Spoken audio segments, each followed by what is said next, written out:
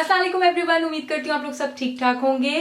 Title आपने पढ़ा होगा और मैंने टाइटल इसीलिए इस तरह का लिखा है ताकि आप ज़्यादा से ज़्यादा लोग आके इस वीडियो को देखें और इससे अवेयरनेस लें, क्योंकि मुझे लगता है बहुत सी बातें ऐसी हम लोगों ने दिमाग में बिठा ली हैं टीवी चैनल्स देख देख के, जो कि बिल्कुल भी वैसी नहीं है।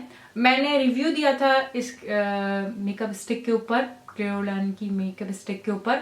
उसके बाद जो सवाल आए वो आपका शेड क्या है, वो तो नॉर्मल सी बात है, बाज लोग वीडियो नहीं पूरी देखते हैं और बस शेड पूछ लेते हैं, तो वो मुझे दूसरे फाउंडेशन रिव्यूज पे भी आता है, ऐसी कोई बड़ी बात नहीं है। लेकिन जो बात बार बार आई वो ये कि नहीं, आपका शेड F36 होना चाहिए, आपका शेड F38 होना चाहिए।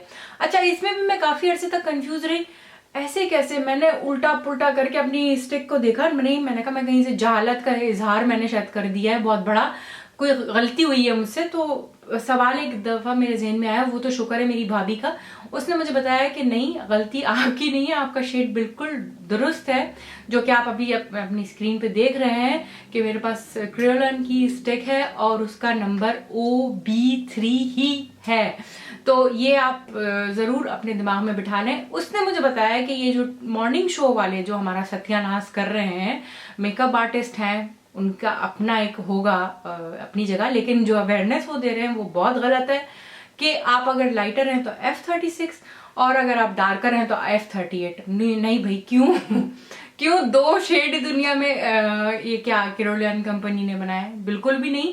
आप किसी भी फाउंडेशन की रेंज ले लें, उसमें लाइटर शेड में भी 3 अंडरटोन्स आते हैं, मिडल जो हो गया उसमें भी, ये तो मैं और भी आपको छोटा फॉर्म करके बता रही हूँ, क्योंकि लाइटर से मिडल, मिडल से डार्कर तक आने में भी बहुत से शेड्स और आते हैं।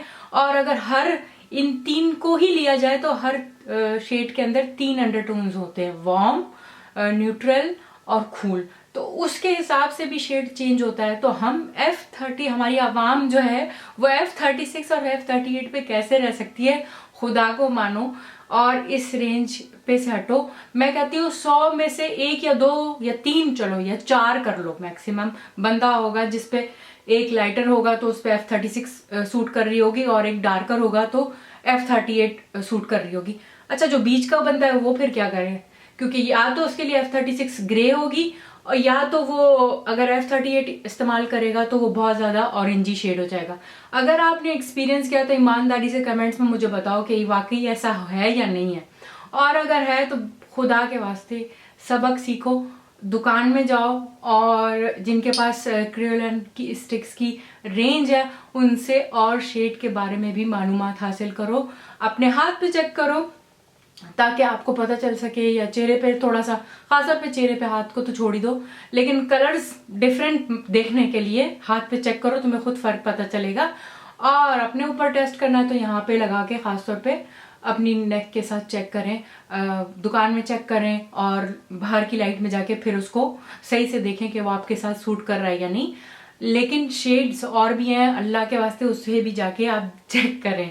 दूसरी चीज जो कि लास्ट मेरी वीडियो में मुझसे एक सवाल किया गया था और थोड़ा सा मैं भी कंफ्यूज हो गई थी, तो मैंने, क्योंकि इसको अपने चेहरे पे लगा के देखा हुआ है, लेकिन जाहिर सी बात है इस स्टिक को मैं रोज तो लगाती नहीं हूँ, तो मुझे था कि चलो आपके सामने आपको वीडियो के जरिए मैं दिखा दूं।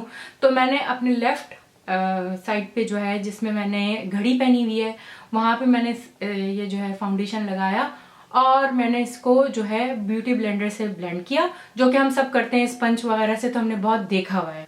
तो आपने देखा कि काफी अच्छे से ब्लेंड हो गया, वो तो आप सबको भी पता है और हम कर भी चुके हैं। और पार्लर्स, ब्यूटी पार्लर्स में जब जाते हैं तो वहां पे भी अक्सर स्पंज का ही इस्तेमाल होता है।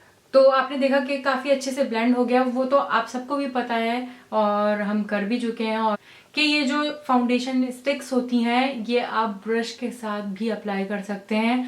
आप ये देख सकते हैं कि किस तरह अच्छे से ये ब्लेंड हुआ, बल्कि इसने जबरदस्त एक कवरेज भी दी। आप डिफरेंस दोनों हाथ में मेरा देख सकते हैं, आपको पता चल रहा होगा। मतलब कि ब्लेंड करना जो है थोड़ा आसान होता है स्पंज से, लेकिन आपको कवरेज फौरन नहीं मिल पाती। ब्रश के साथ आपने जब देखा, इसमें मैंने जब उसको ब्लेंड किया थोड़ा सा मुझे मुश्किल हुई, लेकिन इतनी भी मुश्किल नहीं हुई कि वो लाइनें छोड़ रहा हो या अच्छे से ब्लेंड ना कर रहा हो, लेकिन बहुत अच्छी कवरेज दे देता है ब्रश के साथ। तो आपको पहली दफा में ही अच्छी कवरेज मिल जाती है। तो ऐसी बात नहीं है कि स्टिक्स जो हैं, फाउंडेशन स्टिक्स जो हैं, वो सिर्फ हम स्पंज से ही अपने चेहरे पे ब्लेंड कर सकते हैं, उसके लिए ब्रश का भी इस्तेमाल हो सकता है। तो उम्मीद करती हूँ ये वीडियो आपके लिए हेल्पफुल रहेगी और आपको काफ़ी सारी अवेयरनेस मिली है, क्योंकि मेरा मैसेज आपको अवेयर करना ही है इस बारे में जो कि गलत फैली हुई है। F36 और F38 के अलावा भी कलर है। तो उम्मीद करती हूँ आपको वीडियो पसंद आएगी। लाइक करें, सब्सक्राइब करें और शेयर करना प्लीज़ नहीं भूलिएगा। नेक्स्ट वीडियो तक के लिए बाय।